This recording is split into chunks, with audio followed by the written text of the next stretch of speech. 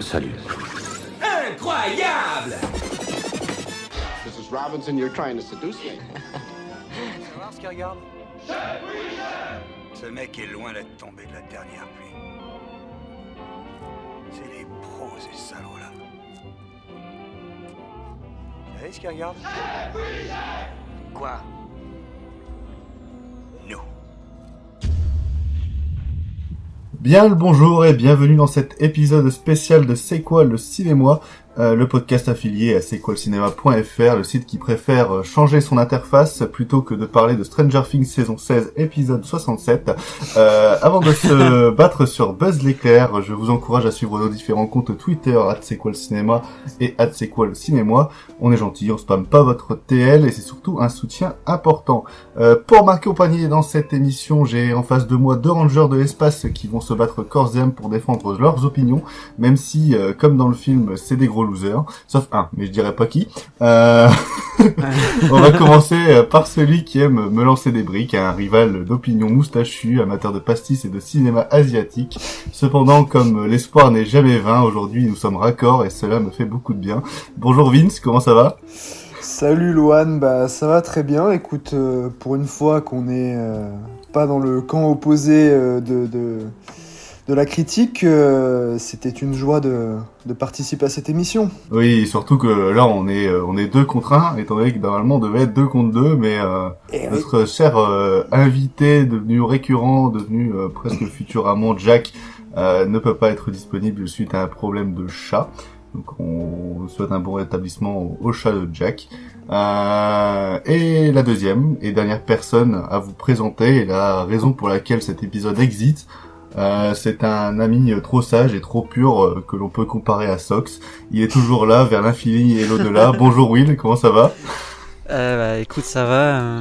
Content de pouvoir parler d'un de mes sujets préférés, même si je vais pas forcément me faire comprendre par mes deux compagnons aujourd'hui dans mon vaisseau spatial. Mais ça va aller, t'inquiète pas. Au pire, tu referas un tour du soleil et tu remonteras dans le temps. On se reverra dans 4 ans.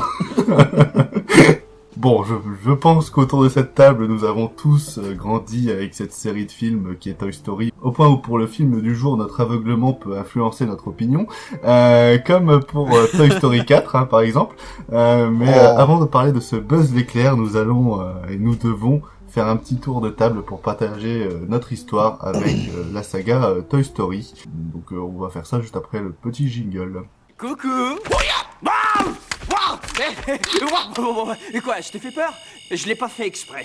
Non, pardon, salut, cowboy. Moi, c'est Woody. Et ça, c'est la chambre d'Andy. Voilà, les présentations sont faites. Et entre nous, il y a apparemment un malentendu. Tu es chez moi. Le lit, c'est mon territoire. L'autorité locale, voilà qui tombe vraiment à pic. Je suis Buzz l'éclair, ranger de l'espace, protection universelle. Mon vaisseau s'est écrasé ici par erreur. Et on va commencer directement par le premier intéressé, hein, par ce premier petit sujet. On va commencer par William, qui, je sais, est un très très très grand fan de l'univers et des films Toy Story. Ouais, alors Toy Story pour moi ça commence dans mon salon, je devais avoir 4 ans, j'ai vu le premier film en VHS et j'ai eu un coup vraiment assez frappant en fait en termes de choc quoi. C'est vrai que l'amitié entre Woody et Buzz ça m'a directement vraiment plu et c'est surtout en fait ce que Pixar directement en fait introduit dans le premier volet, c'est ce rapport entre l'enfance et l'âge adulte qui m'a toujours plu dans les films Pixar. Et quand j'ai découvert Toy Story, voilà, je me reconnaissais vraiment dans la peau de Woody en tant qu'enfant qui grandit et qui apprend de ses erreurs en fait hein, dans le premier film.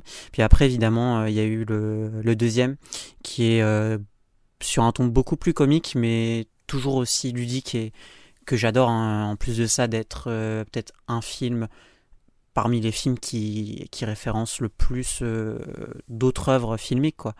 Et puis évidemment bon, ça a été un vrai choc cinématographique hein. Quand je suis allé le voir c'est Toy Story 3 au cinéma, surtout qu'en tant que fan, même si j'étais jeune, voilà, moi j'avais énormément peur en fait d'être déçu par Toy Story 4 quand je suis allé voir au cinéma. je me disais, bon, c'est pas possible qu'ils fassent aussi bien que le deuxième et de faire une suite parfaite. Et ils l'ont fait.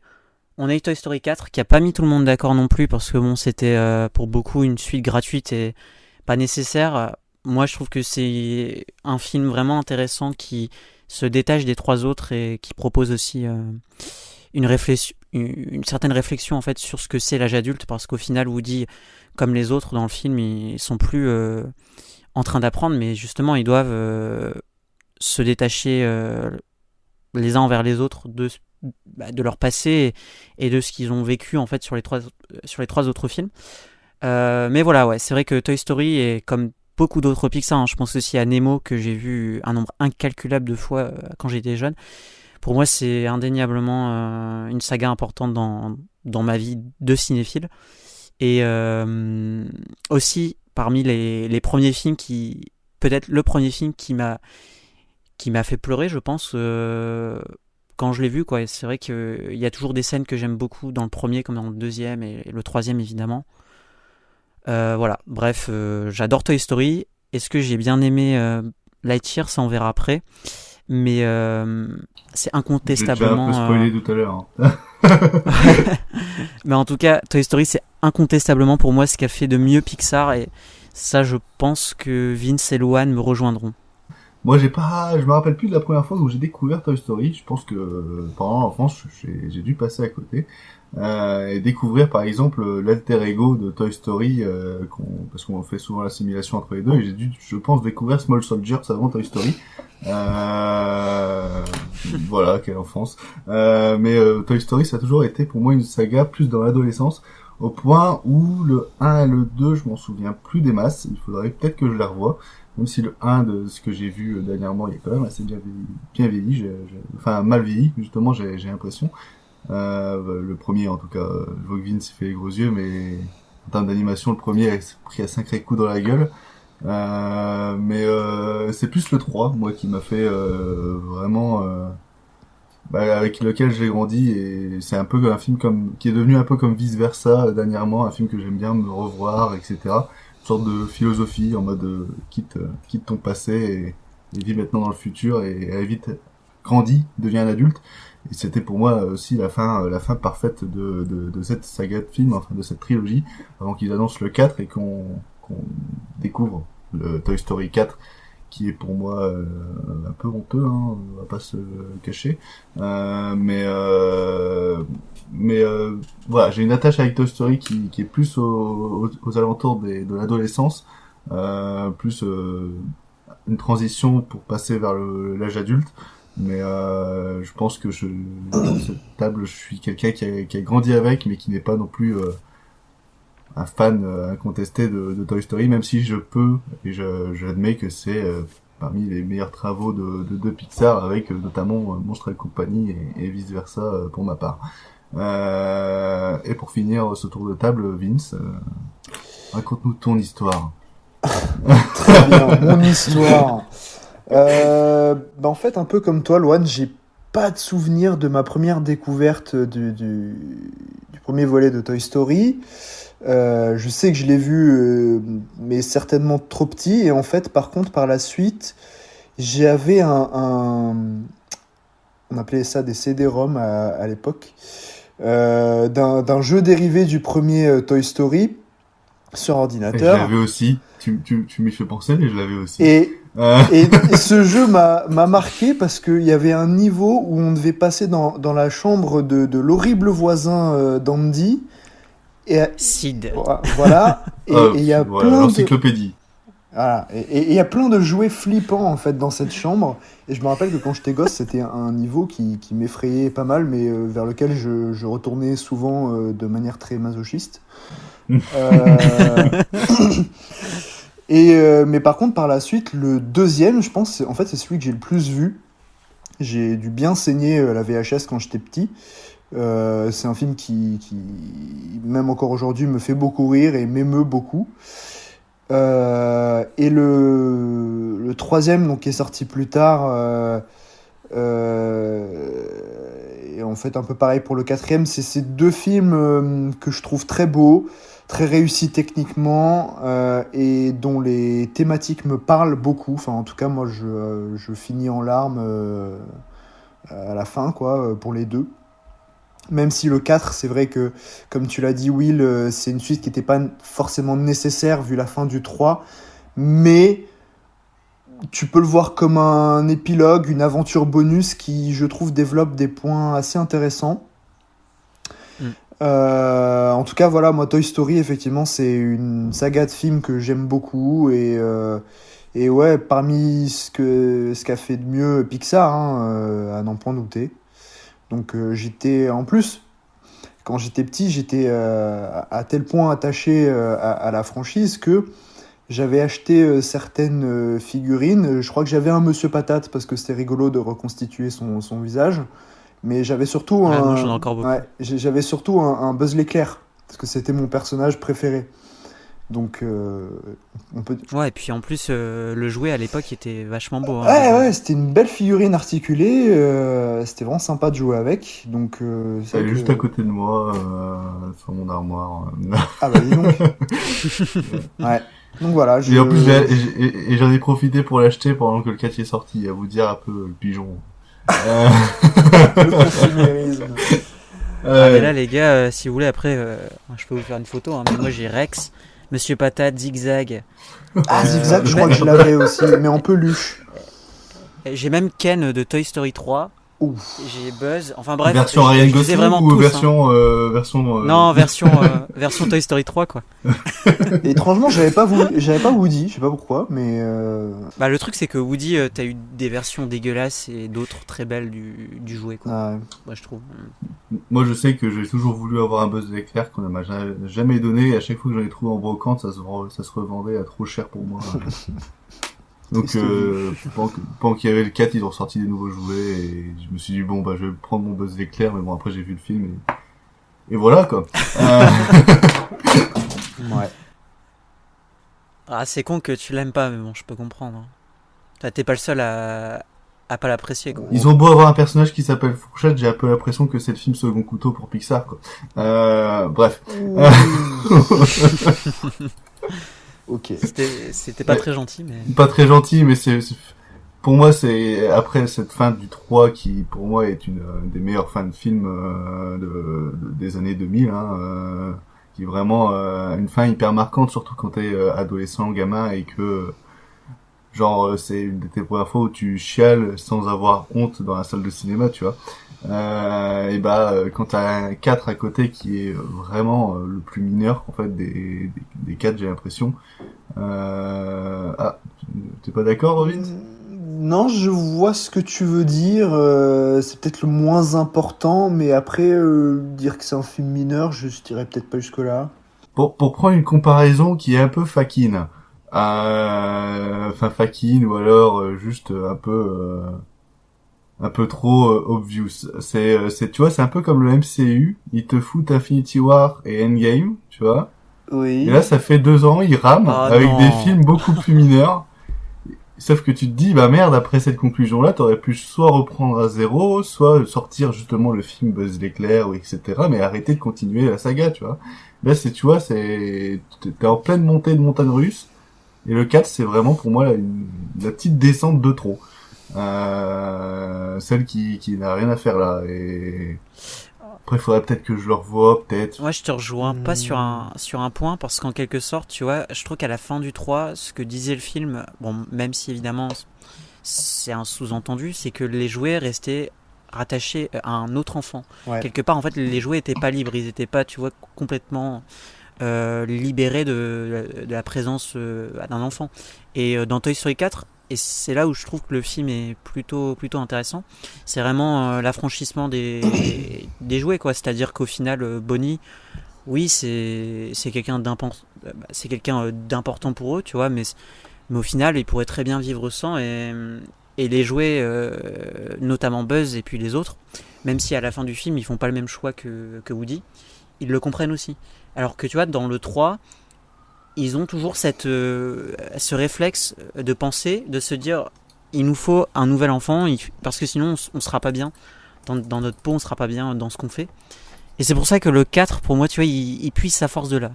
Il rajoute quelque chose d'intéressant du 3. Mais bon, après, oui, tu vois, peut-être que je surinterprète. Hein, non, tu surinterprètes pas, mais moi, en fait, ce que je veux dire, c'est que je m'en fous. Enfin, c'est des jouets. Enfin, on n'est pas au Django Unchained ou j'en sais rien, tu vois. Non, mais... Ouais, bien sûr. Mais je te dis, c'est des jouets qui sont vivants, qui ont des émotions, une âme. Donc, c'est des jouets humains, en fait, en quelque sorte. Oui, enfin, oui. Non, depuis le début, tu vois. C'est les messages très secondaires de Pixar. C'est juste que passe d'un truc qui est très enfantin, assez naïf, etc. dans 1, le 2 et le 3, avec des sujets très adultes à l'intérieur qui sont adultes, mais pas non plus, vas-y, on va te parler de libération, de comment je pourrais dire, l'affranchissement, enfin, quelque chose comme ça, des jouets, enfin, pour moi, le 4, en fait, il essaye de prendre des sujets à essayer de grapper, à foutre dedans, en fait, qui n'ont pas lieu d'être, ou alors qui sont pas, pour moi, intéressants pour ces jouets en question. Enfin, pour moi, au lieu de faire le 4, tu vois, c'est à ce moment-là qu'aurait dû sortir le Buzz l'éclair du jour, quoi. Enfin, oui, peut-être, un film sur Buzz l'éclair, un film sur Woody, etc. Mais plutôt que de faire un 4 qui, pour moi, raconte pas des masses, et en plus, il me semble que c'est un des plus longs c'est le plus long des 4. J'en sais rien. Il y a moyen, ouais. Ouais, il y a des chances. Et je me rappelle qu'en salle, enfin, c'était trop long. Les gamins, t'arrivais plus à les tenir au bout de 30 minutes. Enfin, en plus, j'ai eu une séance de merde, mais je sais que ça m'avait pas conquis du tout. Bref, on va parler de Buzz l'éclair. Je sais pas combien de temps ça va durer, mais on va parler de Buzz l'éclair. Que se passe-t-il? Les robots. Mais quoi? J'espère que vous êtes prêts à passer à l'action, parce qu'il nous manque un pilote. Pourquoi faire? Il faudrait détruire le vaisseau Zerg. J'ai un plan, et j'ai une équipe. Formation en maniement d'armes. Partiel. Donc vous êtes des cadets? Oh, le rêve! On adorerait être des cadets. Vers l'infini? Vous me demandez de tirer sur votre doigt, là? Fais gaffe, il va lâcher une caisse. Bip, bip, bip, bip. Allons-y! Tu entends ça? Moi, j'entends rien. Oh, maintenant, j'entends! Toi là-bas, ramasse-le! C'est clairement une violation de liberté conditionnelle. Il me faut un sac en papier. Donc mettez votre casque si vous voulez vomir. Allons achever la mission.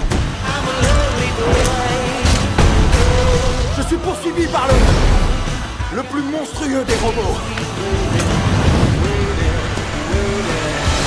Rien ne peut m'arrêter! Moi je peux, si tu continues de crier. Pardon. Oh, c'est quoi ce bruit? Arrête, tu vas casser mon chat.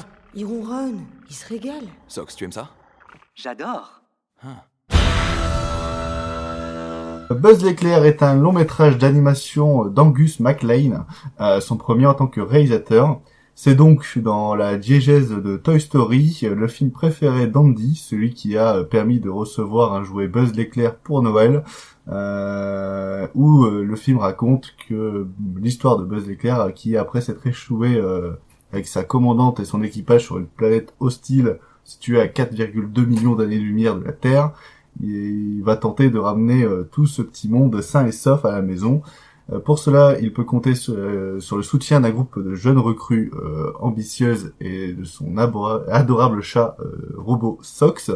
Mais l'arrivée du terrible Zurg et de son armée de robots impitoyables ne va pas leur faciliter la tâche, d'autant que ce dernier a un plan bien précis en tête. C'est un long métrage qui apparemment est depuis de très longues années dans les cartons de Pixar. C'est un truc qu'ils voulaient faire depuis très longtemps, mais qui, suite à divers problèmes juridiques avec certains des hauts placés de Pixar, n'a pas pu se faire pendant plusieurs années, et le scénario a été remanié de plusieurs manières. J'ai l'impression que ça se sent. Mais on va commencer avec, je sais pas, Will, tu veux commencer ou est-ce qu'on commence nous et tu nous rattrapes après, c'est comme tu veux. Non, bah vous pouvez commencer, comme ça je prépare un peu mon argumentaire défense. Vince, vas-y, je t'en prie. Par où commencer? Si, en fait, le film démarre avec un carton qui te justifie, entre guillemets, l'existence du film en te disant que c'est un film que le jeune Andy, donc de la saga Toy Story, a vu en 1995, quelque chose comme ça. et qui lui a déclenché une passion pour Buzz l'éclair, et donc qui lui a donné envie d'acheter le jouet. Bon, comment dire, ça n'a pas d'intérêt.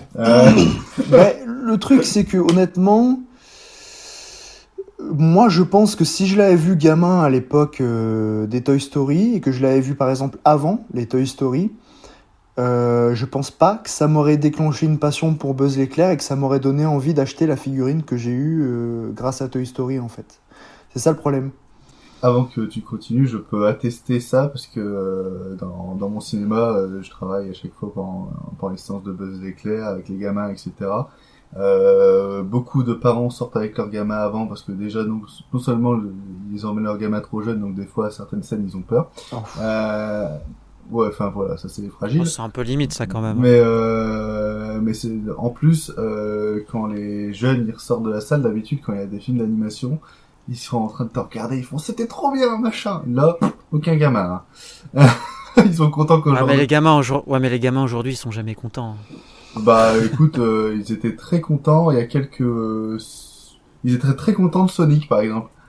Et ça. Le nombre de gamins qui sont venus me voir en disant « Oh, c'était trop bien Sonic, etc. » Bah, il est proportionnellement x3 que Buzz l'éclair. Oui, puis pour avoir fait quelques séances de Pixar dans les derniers sortis au cinéma, prenons par exemple Toy Story 4 ou Coco par exemple, c'est vraiment... des films Pixar de 2016 quoi. Ouais. Non, ouais, bref, on en reparlera. Merci Disney. Non mais c'était des séances pleines à chaque fois, j'étais vraiment entouré de gosses et d'ailleurs je pleurais comme une madeleine au milieu des gosses. C'était un peu cocasse, mais ils réagissaient vachement bien au film et même à la fin et tout, ils avaient l'air super contents. Là c'est vrai que j'avais pas une salle pleine pour Buzz l'éclair, mais peu importe, j'ai vu quand même pas mal de gamins autour et c'est vrai qu'ils avaient pas l'air d'avoir vécu l'expérience de leur vie, quoi. Ah, moi j'ai un gamin derrière moi qui s'est fait chier au bout de 30 minutes, il jouait avec son jouet, il me cassait le crâne, j'en pouvais plus. Non mais voilà, pour continuer sur mon argumentaire, le truc c'est que c'est un film que je trouve techniquement très réussi, enfin, franchement ça démontre encore une fois tout le savoir-faire technologique de Pixar qui s'améliore de plus en plus et qui est assez bluffant. Néanmoins, l'histoire, je trouve qu'elle manque vraiment d'âme. Il y a quelques petites séquences émotions au début, et encore, c'est pas non plus d'une puissance incroyable par rapport à ce qu'ils nous ont habitués, hein, Pixar. Mais tout le reste du truc, c'est une aventure un peu lambda. Enfin, franchement, je l'aurais vu passer dans un épisode dessin animé à la télé, voilà, je l'aurais vu, c'est sorti de ma tête et puis basta, quoi. C'est un peu dommage, quoi. Bah moi je vais continuer. Moi j'ai plein de problèmes avec ce Buzz l'éclair qui, même si j'ai plein de choses à lui reprocher, enfin j'ai pas passé un mauvais moment. Hein, non, moi non plus en soi. C'est un film assez agréable à regarder. Moi, mes problèmes avec ce Buzz l'éclair, c'est que là où Pixar nous a habitués vraiment, même dans les films les plus mineurs, genre récemment Alerte Rouge, à proposer des choses on ne peut plus originales ou quelque chose qui Alerte Rouge, qui va bien. T'as raison, c'est un film mineur de Pixar, mais c'est tellement plus intéressant dans le fond. Enfin, mais oui, et même il y a beaucoup plus d'idées. Pour ce Buzz l'éclair là par exemple, on a les 20-30 premières minutes, c'est une repompe de Lao et de Interstellar. C'est pas faux. Ouais. Après ça, c'est une repompe de Star Wars, c'est une repompe de Star Trek, c'est des repompes en fait de plein de références soit de la science-fiction ou soit de leur propre catalogue. En fait, c'est des gros clins d'œil pas subtils en plus. Hein. Oui, non, mais c'est ça, mais quand il y a Buzz l'éclair qui doit rechercher quelqu'un, tu penses forcément au monde de Nemo, surtout que des fois il va rencontrer des péripéties qui sont presque similaires à un graphisme près, quoi. Et ça, c'est... Moi je trouve qu'en fait Buzz l'éclair, là où techniquement il est travaillé, il est pertinent, il est intéressant, scénaristiquement il est feignant.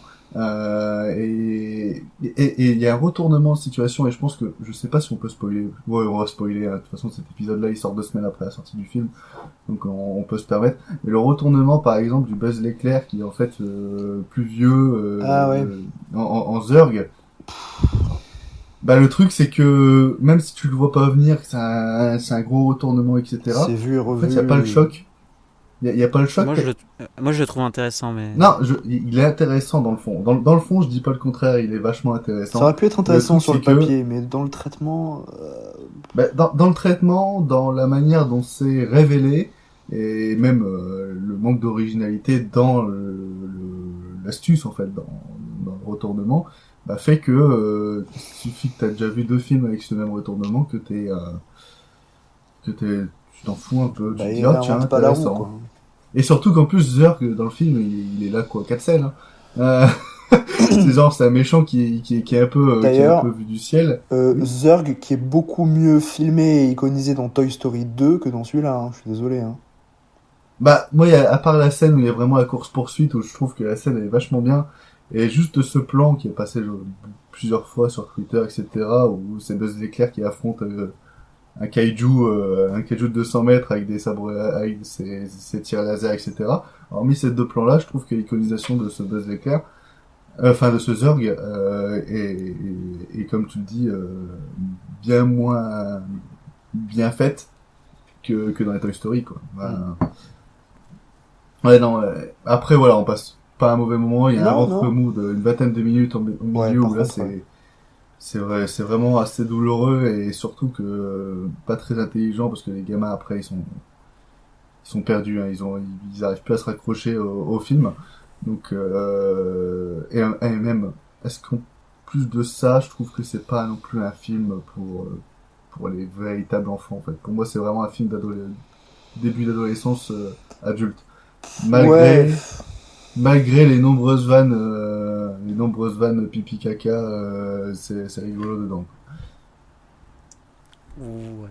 Vas-y, je t'en prie, Will. Bon, franchement, je suis pas trop d'accord avec vous, hein. Vraiment, moi, c'est vrai que j'ai beaucoup aimé le film.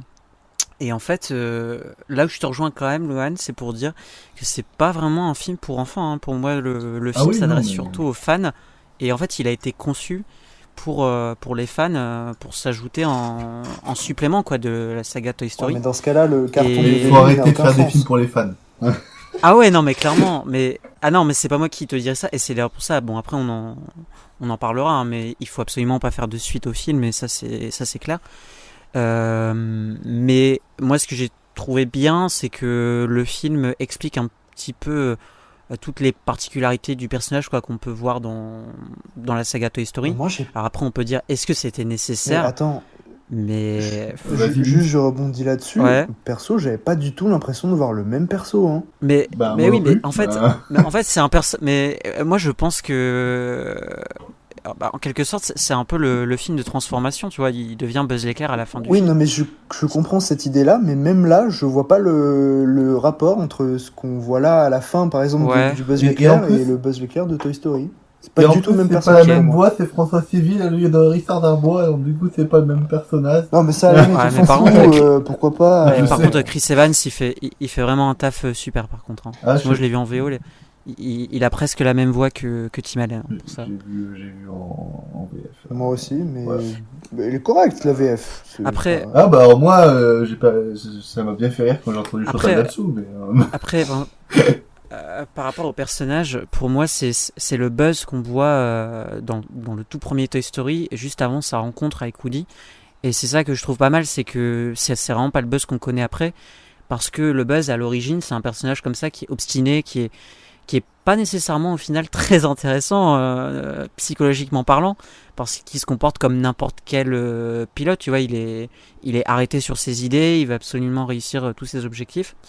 Et c'est ça que j'ai bien aimé déjà dès la scène d'introduction, c'est qu'on a un petit peu l'impression là qu'ils nous refont la scène tout au début de Toy Story lorsque t'as Buzz qui atterrit sur le lit d'Andy.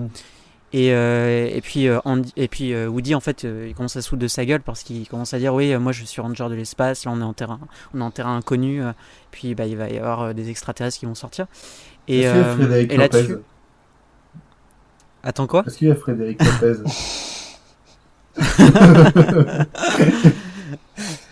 Mais après, par rapport à l'intrigue, je ne peux que vous rejoindre, quoi. C'est vrai que c'est assez prévisible. Je veux dire, c'est pas ce qu'il y a de plus original. Hein. Je vais pas vous dire le contraire. Mais moi, ça me dérange pas parce que dans les jeux vidéo et notamment dans le deuxième Toy Story, puisque on voit aussi le jeu vidéo Buzz en fait en introduction de film.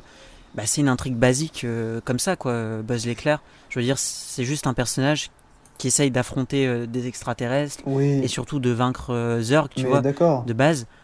Donc, le fait que ce soit prévisible, ça me dérange pas des masses. Moi non plus, en soi, que ce soit une histoire toute simple, plutôt convenue dans les grandes lignes, pourquoi pas.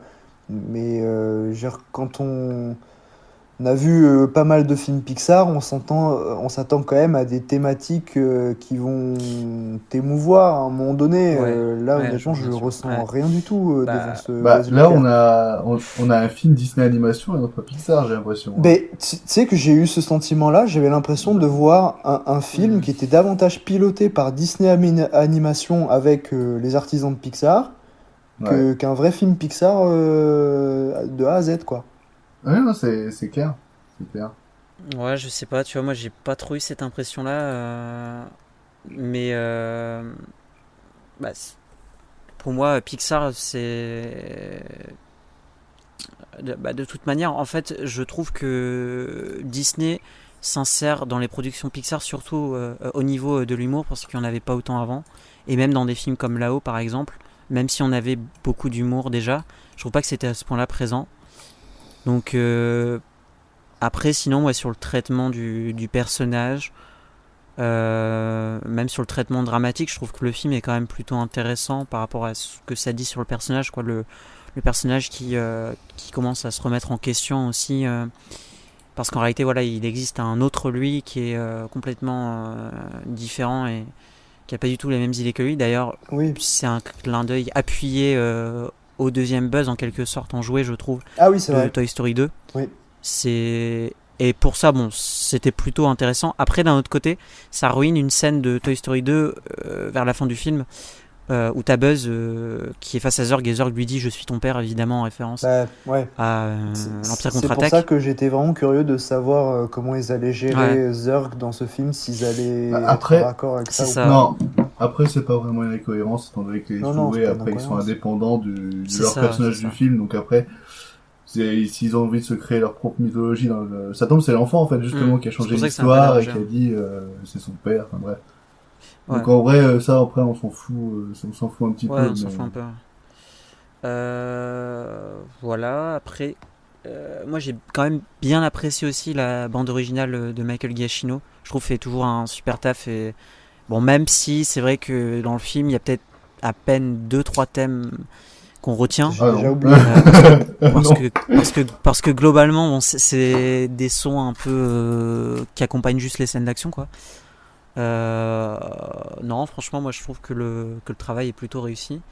L'animation, tu l'as dit Vince, je la trouve fabuleuse et c'est évident que ça joue sur mon appréciation, hein. Je l'ai énormément apprécié aussi pour ça, parce que je trouve que Pixar se renouvelle constamment en termes d'animation, c'est juste incroyable. Mais c'est tellement beau en fait que c'est la première fois que je vois un film d'animation qui est projeté en IMAX. Dans les cinémas près de chez moi. Et j'ai fait putain. Ça, j'avais même pas capté. Mais il est diffusé en IMAX, il est diffusé en 3D, enfin vraiment ils ont cartonné sur le truc et je me suis dit mais merde, j'ai pas vu un film d'animation en IMAX depuis des années quoi. Ouais. Donc ça m'a assez étonné. Mais honnêtement, bon, c'est vrai que visuellement il est quand même assez épatant. Rien que pour ça, voilà, ça vaut le coup de le voir sur grand écran. Néanmoins, là, si tu devais me demander, en tant que décisionnaire de chez Disney, entre Soul et Buzz, lequel j'ai le plus envie de voir au cinéma, c'est clairement Soul, hein, je suis désolé. Hein. Ah non, mais je Oui. te dirais Soul aussi, hein. Et, C'est sans problème. Hein. et je suis désolé, mais moi tu me dis, tu préfères voir Buzz l'éclair de Pixar ou En avant de Pixar, mais 100 fois En avant. Même s'il est en avant, même si En avant Ah là, est par contre, beaucoup je peux plus pas te moche, rejoindre. hein. Bon, c'est tout aussi En osef, avant, pour moi, je- mais quoique, Je l'aime bien aussi, mais... En avant, c'est pour moi c'est quand même un des. quoique un sur le des fond, meilleurs c'est plus intéressant. Je suis d'accord. Bah, Ah, moi, je l'aime beaucoup hein, En avant, mais je préfère Lightyear, hein, pour le coup. De toute façon, on en reparlera juste Mais bon. après, Mais bon, à mon sens, il y a eu 2 gros films Pixar que je n'aime pas des masses, voire un que je déteste. Cars 2, hein, que je Pas trouve vu. absolument horrible. tous Tout les un films Cars, Cars d'ailleurs. sont pourris de toute façon. Et Le Voyage d'Arlo, qui je trouve est un film mais des plus osef. Pas vu non et plus. ça me fait mal de dire ça. C'est le Roi Lion. Mais c'est un film. Bah, en fait, c'est une sorte de remake du Monde de Nemo avec des dinosaures, avec le Roi Lion Ah oui, bah oui. Hein. en fond, quoi. En fait, c'est un peu comme en Buzz sous-texte. l'éclair, ça reprend plein de références, mais Non. Bon, en tout cas, voilà. Je t'attaque, je t'attaque. Moi, je vous dirais que c'est un bon divertissement. Alors après, ce sera pas un bon film. Un bon film. Vous allez me dire, c'est révélateur. Non, mais bah, ce sera pas un film forcément très marquant, quoi, dans l'histoire de Pixar. Mais en tout cas, pour moi, ça a été quand même un plaisir. Je peux comprendre que le film plaise pas à tout le monde. C'est pas. Ce sera clairement pas, par exemple, un film qu'on retiendra, tu l'as dit Vince, pour les séquences émotions, même s'il y en a 2 en particulier. Voilà, c'est pas non plus aussi touchant et mémorable que des films comme Coco ou Toy Story 3, voire là-haut. Mais voilà, moi j'ai quand même un bon sentiment sur ce film et je vous incite à le voir tout de même. Ouais, c'est toujours mieux d'accompagner son enfant pour aller voir Buzz l'éclair que d'aller voir les Mignons, quoi. Enfin, mais Ah bah les Mignons, ah non mais les Mignons, j'ai vu l'abondance au cinéma, j'avais envie mais j'en peux plus de la voir, vomir, hein. ça fait 2 mois, j'en peux plus. Je vois leur truc là avec les avions, j'en peux plus. Déjà, je trouve que l'idée des Mignons, c'est un truc des plus débiles, quoi. J'ai envie de dire, ça a été pensé par un enfant de 3 ans et il joue sur ça pendant 5 films. Je sais pas, il y a eu 3 mois moches et méchants et tu vois, ils ont déjà fait un film Les Mignons. Alors, mais ça, en fait, c'est tout con. Qu'est-ce qu'ils peuvent raconter avec des personnages aussi cons? Non, mais ça, c'est tout con. Ça, je clore la parenthèse, on va clore cette partie critique de Buzz l'éclair après ça, sauf si vous avez quelque chose à rajouter après. Mais ça, c'est tout con, c'est juste que les Mignons, c'est Illumination Entertainment, et je ne connais pas un studio plus incompétent, plus con, et plus abruti et plus inutile que Illumination Entertainment au monde. Donc, si jamais vous me proposez même de voir un de vos films gratuitement, je te dirais non. Je ne vais pas voir vos merdes. Et d'ailleurs, j'en peux plus. Et d'ailleurs, ils ont la particularité d'avoir fait un remake du film Tous en scène, qui est un vieux film américain en film d'animation. Oui, j'ai. Et alors, c'est un film d'une nullité. Enfin, ils en ont fait un deuxième. Hein. Il y a pire, bien sûr, mais c'est vraiment pas bien. Oui, ils en ont fait un deuxième qui a cartonné d'ailleurs. Oui, tu vois, ils ont encore fait un deuxième film. Et ils ont fait un remake de Toy Story qui s'appelle comme des bêtes. Qui est un film que j'avais défoncé, je me rappelle, parce que j'avais pas encore rejoint notre site préféré, C'est quoi le cinéma, mais j'écrivais déjà un petit peu. Et j'avais dit que c'était un remake bâtard de Toy Story complètement débile, avec des blagues de caca. Ah là là, mais c'est... Pire studio d'animation ever, hein. Même UV Ball il pourrait faire mieux. Franchement, c'est incroyable. Est-ce que vous avez des choses à rajouter sur Buzz l'éclair? Non. Donc Buzz l'éclair d'Angus MacLane, nouveau petit brûlot de Pixar. Et encore disponible en salle. On est à moitié ravis. Mais on vous encourage quand même à l'emmener pour vos petits chérubins au lieu de voir la dernière merde d'Illumination Entertainment. On va maintenant passer à nos petites théories, nos petites questions sur justement l'avenir de Pixar et si le film mérite une suite ou non. Enfin bref, c'est la petite section complotiste, on va dire.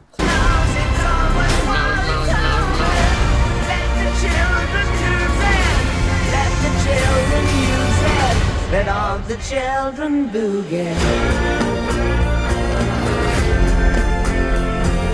Vers l'infini. Et...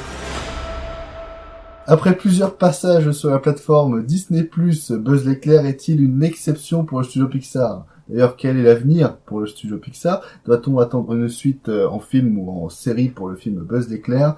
Est-ce une bonne idée aussi ? Voici toutes les questions qu'on a en droit de se poser. On va essayer de théoriser, de balancer nos opinions, notre mauvaise rage, et même si Disney mérite d'aller se faire foutre. Est-ce que vous avez des choses à dire, les gars, par rapport à Pixar sur Disney+, la suite et tout ? Oui, bah, il y a différentes choses à dire. Déjà, il y avait quand même 3 scènes post-génériques dans Buzz l'éclair. Oui. Ouais, c'est vrai. Disney, voilà, vous poussez le bouchon un peu trop loin. Et Maurice. Oui, Maurice. et la toute dernière tease une éventuelle suite. Moi, ça m'étonnerait pas qu'il la fasse, selon le succès de Buzz. Je sais pas comment il se porte actuellement. Le succès de Buzz est proportionnel à l'indécence de Disney, c'est-à-dire que donc c'est moyen plus. Moi, j'en suis pas sûr qu'il fasse une suite parce que. Moi, pour moi, ça serait une suite en série. En vrai. J'avais vu un petit peu la scène post-générique comme un peu une blague, quoi. Bah, les deux premières, c'est une blague, mais la toute dernière, je pense pas que ce soit une blague. Hein. Parce qu'en fait, tu vois, je me dis que le film en soi, c'est un film prototype que Andy l'a vu. Oui. Et peut-être qu'il y a eu des suites dans l'univers fictif de Toy Story, mais que pour autant on les verra pas. Après, je me fais aussi peut-être un peu trop d'espoir parce que je vois mal, c'est vrai, Disney pas en profiter et pas faire une suite. C'est ça le truc. Réflexion de mauvaise foi. Juste une petite réflexion. Je sais que j'ai pas vu tous les films des années 90, mais à l'époque ça se faisait pas les scènes pas génériques dans les années 90. J'allais embrayer là-dessus. C'est-à-dire qu'il y a un point que j'ai pas évoqué, mais c'est que ce film Buzz l'éclair qui est censé avoir été vu par Andy en 95, bon, on admet l'hypothèse que c'était aussi bien fait visuellement, hein, même si c'est pas possible, mais pourquoi pas. Par contre, au-delà de ses qualités techniques, c'est pas du tout comme ça qu'ils étaient faits, même les films d'animation en 95. Ça se racontait pas pareil, il y avait pas les mêmes vannes. Donc ça, c'est un peu dur à croire. Du coup, je me dis, peut-être que s'ils font une suite, ils le justifieraient en disant que là, cette fois-ci, c'est une suite qui sort genre à notre époque. En mode Legacy sequel, tu vois. 25-30 ans plus tard. Avec Han Solo. Ce serait tellement contre, moi je suis persuadé qu'ils vont faire une suite. Après, est-ce que ça sortira au cinéma ou directement sur Disney+? Je sais pas. Vrai, ils sont bien partis pour mettre 90% de leur projet sur Disney+. Ouais. En tout cas en France, hein, pour l'instant, parce que quand on dit les médias, c'est pas bien. Enfin bref. Mais ils sont bien partis, je pense, pour mettre tout sur Disney+. Et si une suite en est, je pense qu'elle sera plus en série.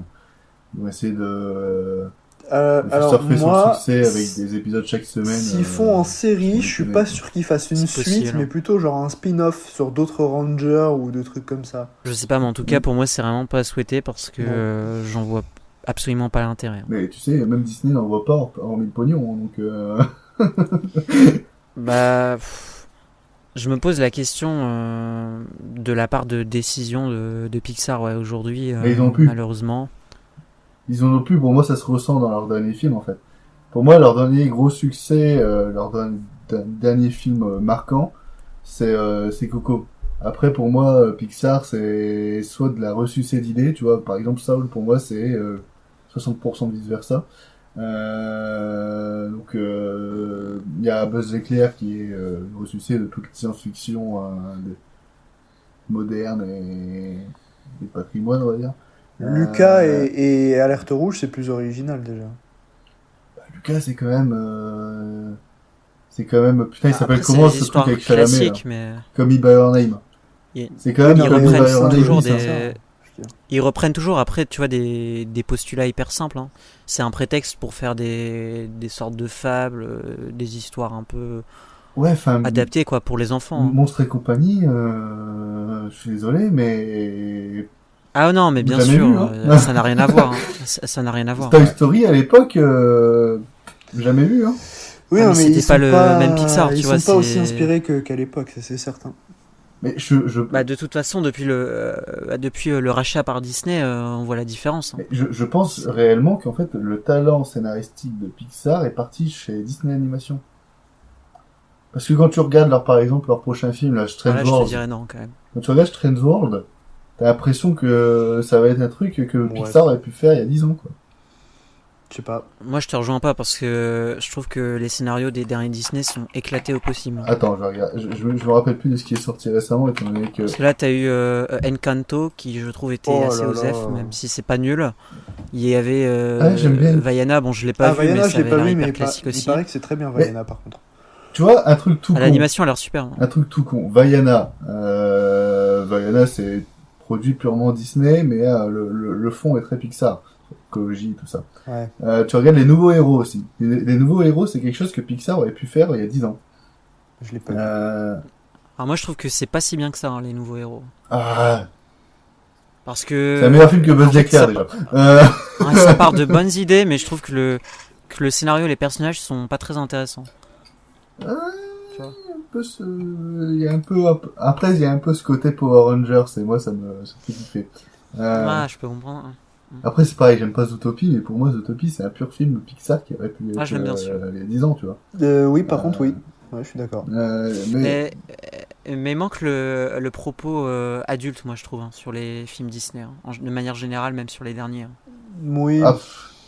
Bon, ouais, non, je vois ce que tu veux dire, mais moi, c'est plus dans le fond, dans la recherche de ce qu'on va raconter et essayer de transmettre aux enfants.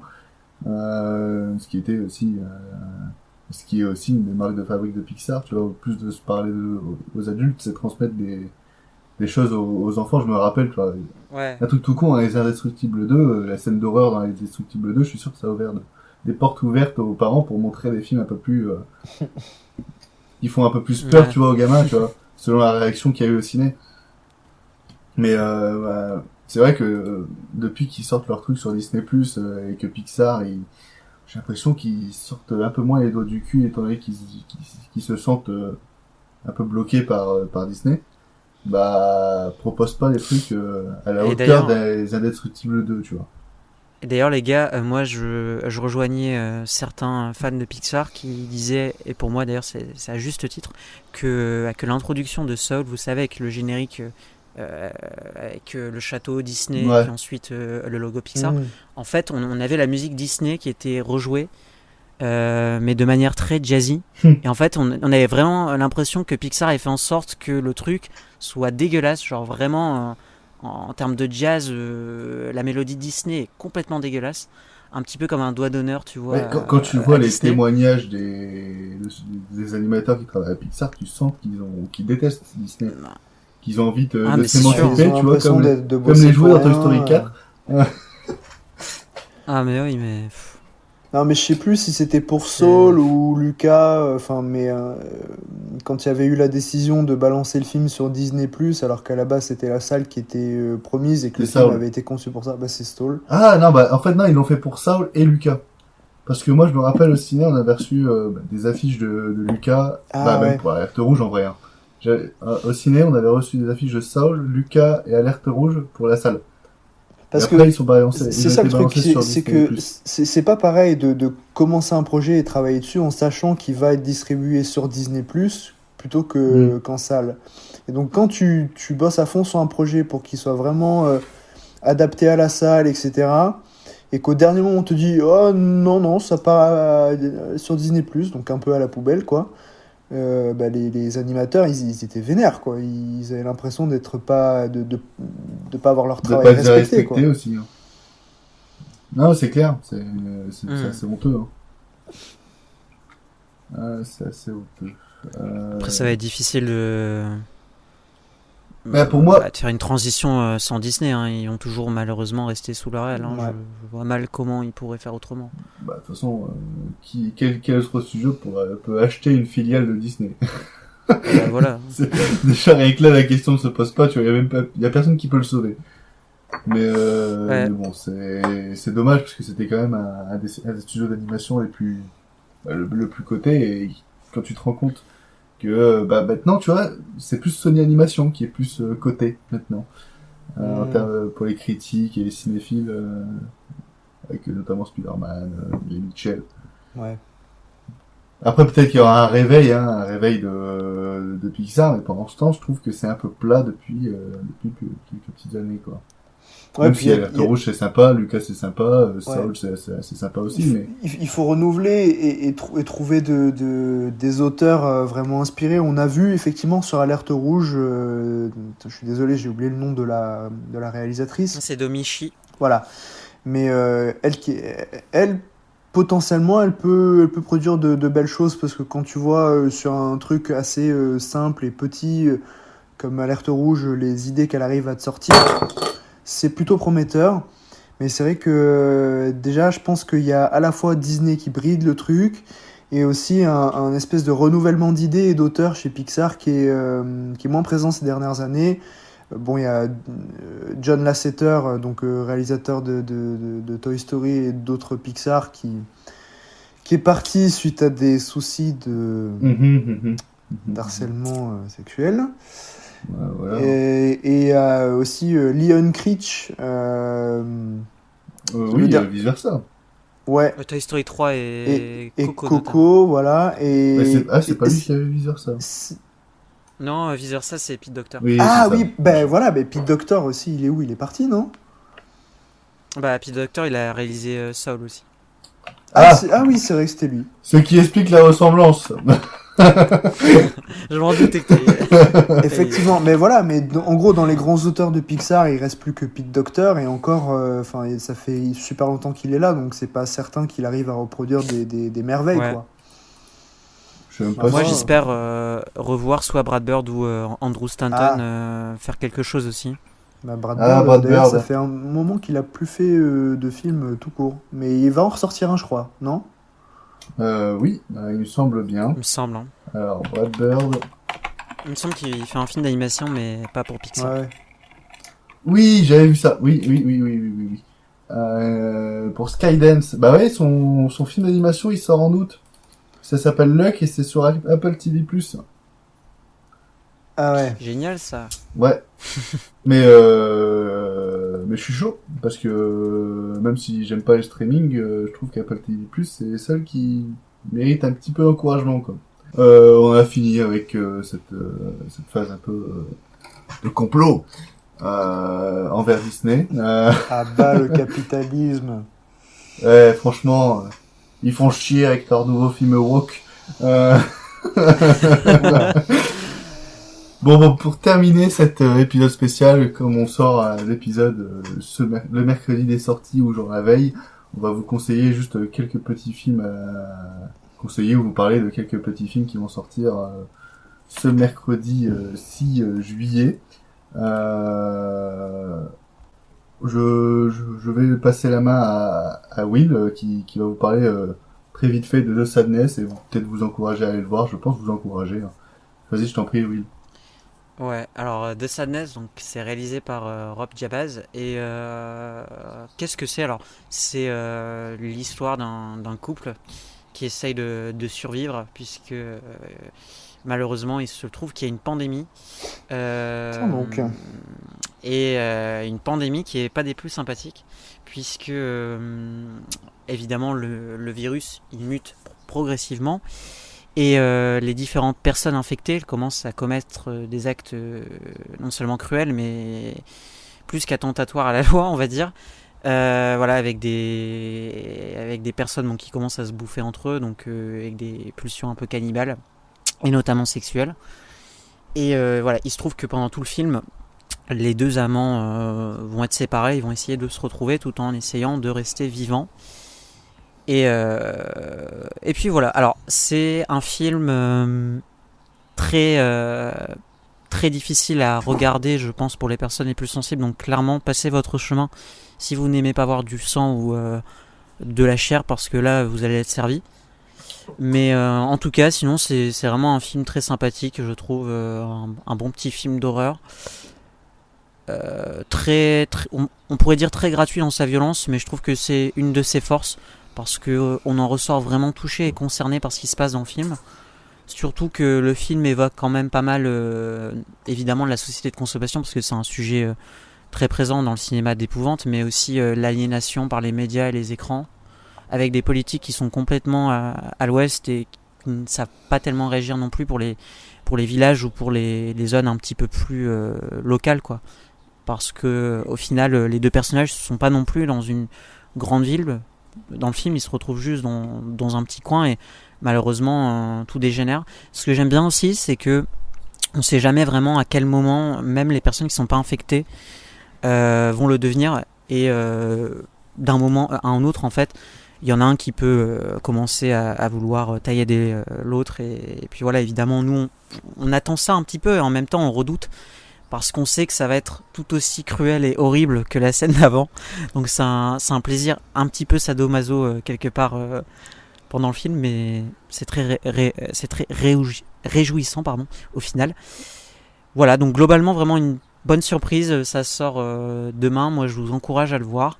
C'est pas un grand film, c'est pas forcément très novateur, forcément, parce qu'il y a eu beaucoup de films là-dessus, mais en tout cas ça passe bien. Et puis si jamais vous avez envie de voir un truc bien crade, là c'est l'occasion, c'est réussi, c'est bien joué. Bien crade, oui. Allez-y. Oui. Non, mais je rajoute juste quelques mots sur The Sadness. C'est effectivement un petit plaisir bien méchant, bien sale, qui rappelle quelques bonnes heures des films de catégorie 3 à Hong Kong, donc les films qui étaient interdits souvent aux moins de 18 ans en raison de contenu violent, sexuel et immoral. On peut dire que The Sadness coche à peu près toutes ces cases. Donc voilà, si vous avez envie de vous marrer un bon coup, et que vous n'êtes pas sensible à ce genre de choses, enfin si ça ne vous traumatise pas, on va dire, vous allez passer un bon moment.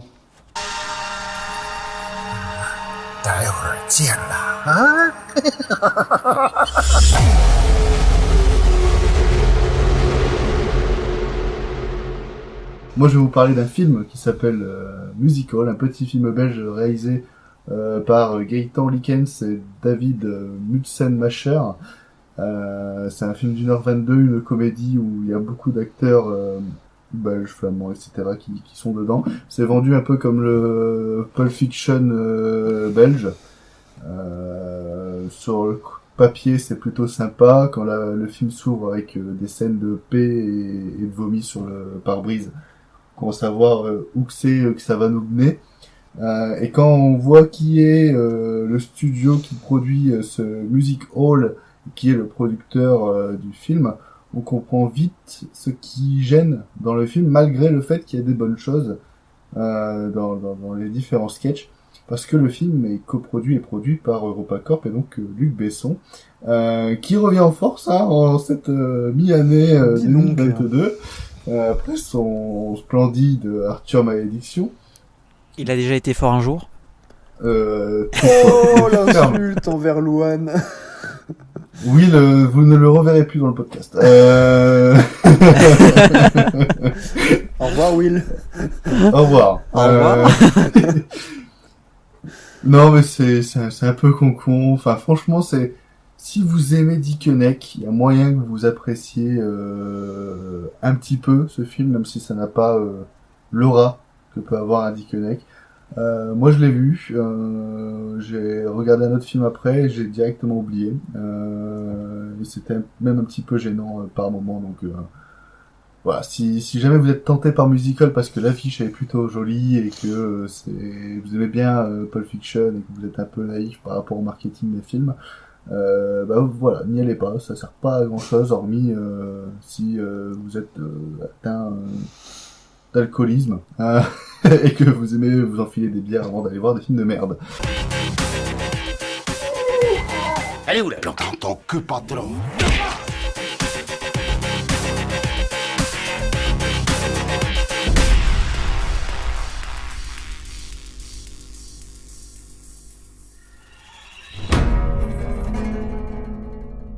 Et pour terminer ces petites recos, ou ces petits reviews des sorties prochaines, Vince va nous parler d'un film qu'il a vu il y a un an. C'est After Yang.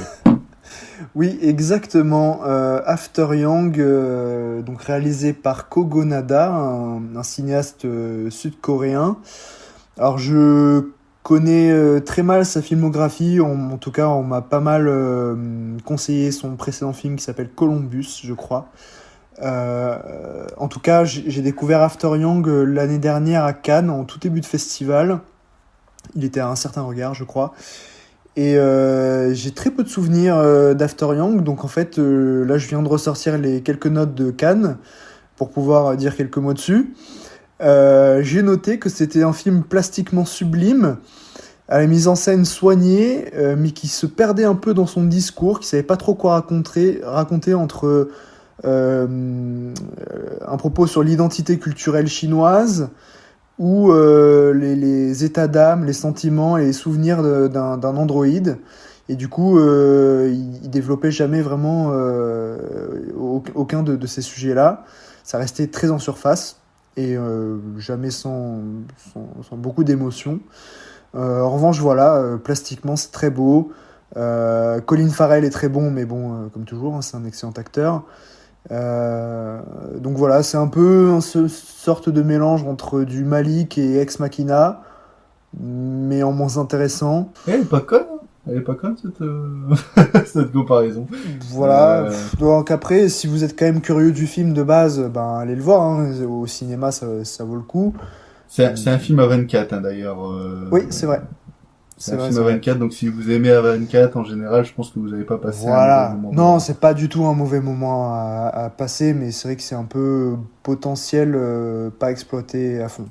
Voilà. Pour moi, juste pour ajouter un petit mot dessus, je trouve que le film se perd vraiment entre le drame et la science-fiction. Et du coup, il sait pas trop quoi raconter. Des fois, quand il penche vers la science-fiction, c'est vraiment très sympa, plutôt intéressant, mais une fois qu'il retourne au drame, et c'est dommage parce qu'il prend le pas sur vraiment tout le côté SF du truc, c'est un petit peu lourd et sans grand intérêt pour moi.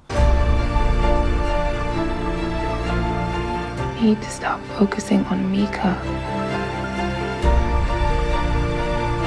Daddy, is seeing gonna be better?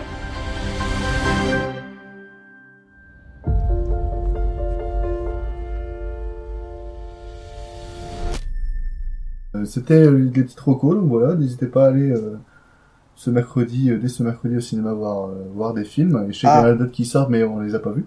Ouais, on les a pas vus, mais par contre, il y a un gros documentaire de 2h30 sur Ennio Morricone qui sort. Et apparemment, c'est exceptionnel. Qui a l'air vraiment très très bien. En tout cas, moi, la bande-annonce me donne presque envie de chialer, donc... Et c'est réalisé par celui qui a fait Cinéma Paradiso, d'ailleurs, donc c'est plutôt cool. Ouais. Plutôt cool. Voilà. Qui a l'air d'être exceptionnel, je suis d'accord. On vous en parlera évidemment sur le site. Du moins, pour l'instant, c'est Will qui est censé vous en parler. Yes. Donc, sachez qu'après cet article-là, ce sera son dernier article et pas... Ah là là. Non, mais et la fin de son résistance tout court aussi. Non, mais c'est un tacle gratuit parce qu'en plus, j'aime certains films de Luc Besson. Il y en a peu, mais j'en aime. Ouais, tous ces films post-2002, quoi. Enfin, après 2002. Après, voilà, quoi. Ben, bref, on vous invite à voir les films qui sortent cette semaine. De toute façon, on en parlera sur le site dans divers articles. C'est pareil, hein, pour Buzz l'éclair. Will a écrit un papier dessus, donc si vous voulez un petit complément à ce podcast, n'hésitez pas à y jeter un œil. Et puis voilà, c'est la fin de cet épisode spécial de C'est quoi le cinéma. On se retrouve d'ici 2-3 semaines pour l'épisode 7. On va parler de divers films, je les ai pas en tête et j'ai toujours pas fait le conducteur, donc je peux pas plus vous renseigner que ça. Ça parle de blockbuster, je crois. Qu'est-ce que t'as dit ? Ça parle de blockbuster. Oui, on va parler des meilleurs blockbusters d'été. avec un panel de chroniqueurs des plus surprenants, vous allez voir. On vous invite encore et toujours à nous suivre sur Twitter, Instagram, Spotify, Deezer, iTunes et partout quoi. Enfin, n'hésitez pas à nous suivre. Les différents liens sont disponibles dans la description. N'oubliez pas que c'est en pensant cinéma qu'on réussit à savoir c'est quoi le cinéma. Elle est pas mal cette phrase, hein, non? Hey. Tu l'as vu? Allez, on l'a Tu l'avais déjà faite au précédent, il me semble. Ouais, mais là j'ai vu Vince réagir, mais avec une grimace entre les deux. Ouais, je suis pas encore bon dans le doute, je valide. On vous fait des bisous, à plus. Salut. Salut. Alors, infidèle, on s'en va sans dire au revoir? Mais pas du tout. Au revoir, messieurs, dames. C'est ça la puissance intellectuelle. Bac plus 2, les enfants. On se dit au revoir pour un petit moment. Juste un petit moment. Vous pourriez pouvoir te tirer sans dire au revoir? D'accord. La prochaine fois, c'est moi qui conduis.